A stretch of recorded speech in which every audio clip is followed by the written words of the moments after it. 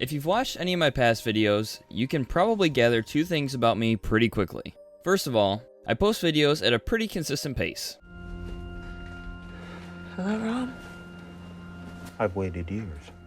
And secondly, if I watch something that hits me a certain way, I've got to talk to someone about it. Today, you beautiful people are that someone. The main focus of today's video, Interstellar, makes me feel all sorts of ways. Some good ways.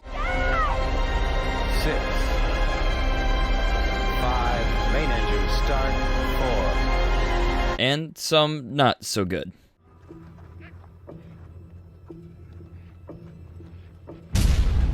Before we hop into that, I'd like to remind you that you can find me on Instagram, Twitter, and Twitch, where I stream every Tuesday, Thursday, and Saturday. I also have a small Discord server that is open and welcome for any of you wonderful people to join. Alright, Interstellar. For those of you who haven't seen this movie and decided to watch a video centered around it anyways, this movie is about a brave crew of astronauts looking for another planet we can ruin at a slower rate than our current one. It was also surprisingly ahead of its time with its COVID commentary. We wore little strips of sheet would sometimes over our nose and mouth so we wouldn't read so much of it. This movie does a lot of things right. Mainly, but not solely, is the score. I didn't know of Hans Zimmer until I heard the music in Batman Begins, and I also didn't know that he orchestrated some of my favorite tracks in The Lion King.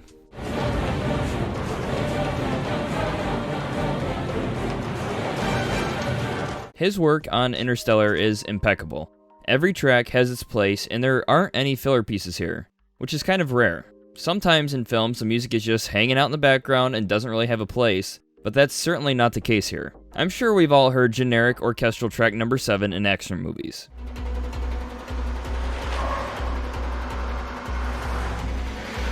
The score has as much of a place in the film as the main characters do. It's a focal point for the sense of discovery in the beginning of the film,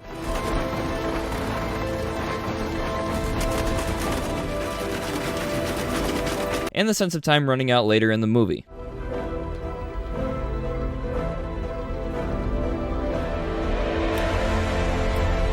It serves as a pivotal guide for the narrative and is a reason to watch this movie in and of itself.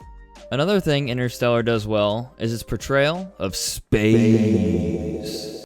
The sound design is just something else. Simple things like how the atmosphere makes the shuttle creak and stress under the pressure,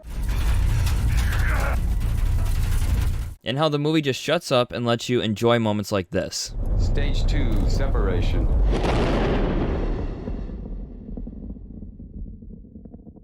The sound design and the score work hand in hand to give us an incredible feel to the film, which is one of the main reasons why I've rewatched this so many times.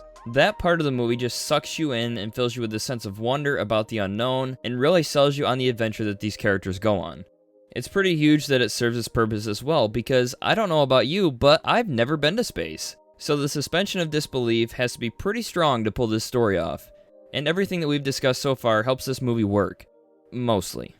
It's also worth noting that the performances in this movie are pretty special too. McConaughey and Chastain bring it throughout the whole film, especially during the dust montages.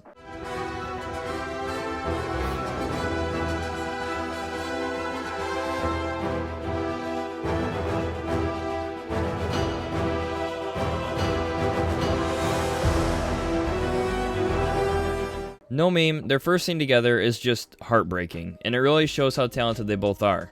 McConaughey at least has a video to react to, but the very first time we see Chastain is in a room by herself, breaking down in front of a blank screen. And today I'm the age you were when you left. This might be a real good time for you to come back. The amount of characters that we follow through the film is relatively small, but they all have a tremendous impact. Especially Topher Grace, who makes a cameo that was a lot deeper than I expected. You have to leave right now. Okay, let me make something abundantly clear. You have a responsibility. The reason that bad things happen to you is because you're a dumbass. I will also say that Murph and Coop's relationship is done so well across the timeline of the movie. Mackenzie Foy, who plays young Murph, does an excellent job of establishing this core relationship with Coop early on. Look at the books. Look at this. It says stay. Why? You're not listening. It says stay. Okay, now that all the compliments are out of the way, what were the worst parts of the movie? Love is the one thing we're capable of perceiving that transcends dimensions of time and space. Maybe we should trust that, even if we can't understand it yet. What the hell does that mean? I have tried, but I just can't get behind love being the main driving point of the plot like it is. This movie is a love story. I understand that. Coop's love for Murph and vice versa drive the plot and the future of the human race forward.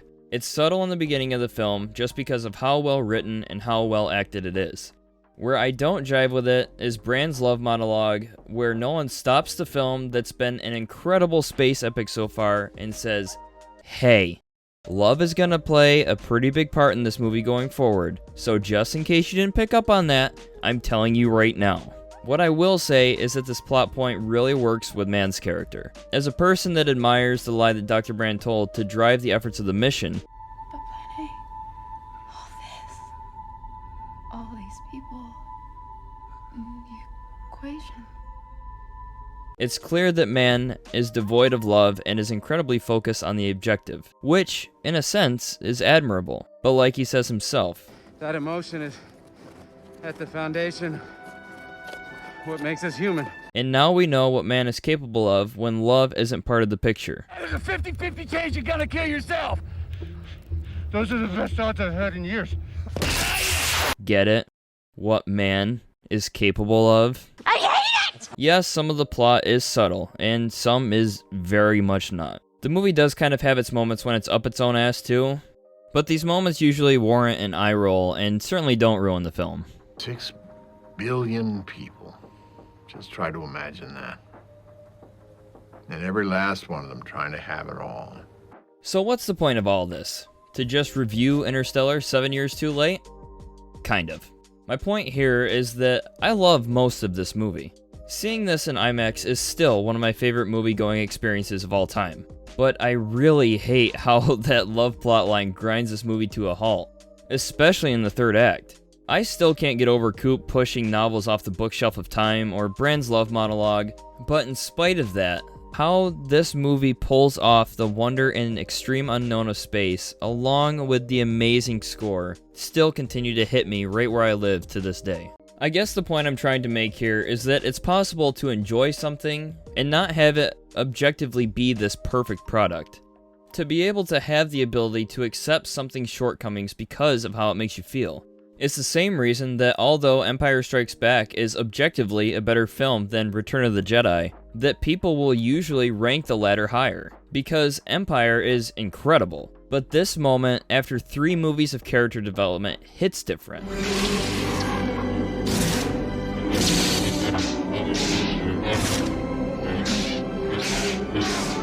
Another example for me would include Tron Legacy, which I've always described as a movie with an average story but with above average aesthetics and an incredible soundtrack.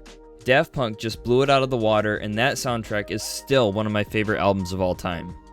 With Interstellar, I feel like a lot of people get wrapped up in disliking the third act for the same reasons that I do. But what ends up getting lost is how great the rest of this movie is. I certainly wish that the movie ended a little differently, and at one point it looks like it was supposed to. The message here isn't necessarily accept all movies as they are, because I certainly don't abide by that. But instead that if something in film or television or music makes you feel a certain way, lean into it. Regardless if it's a whole movie or if it's just a moment in one. Don't be so ignorant to take an all or nothing approach when it comes to art. Although it's truly something to behold when someone's creative work comes incredibly close to perfection, most art isn't that way. And that's totally okay, because not everything is going to be perfect. It's simply not possible. But if we can find the moments that hit us right in our souls, amongst all of those imperfections, doesn't that make it all worth it? Thank you all so much for watching, and thank you for the continued support on my other videos too. It's so awesome and humbling to read through the comments, and I just want to say how much I appreciate each and every one of you that stops by my channel. It really means a lot. If you want to catch me on a more regular basis, you can find me on Twitch every Tuesday, Thursday, and Saturday, and the link for that, along with my socials, will be down in the description. I hope you all enjoyed this one. If you did, a positive rating would be very much appreciated. Stay safe out there, and peace out, everybody.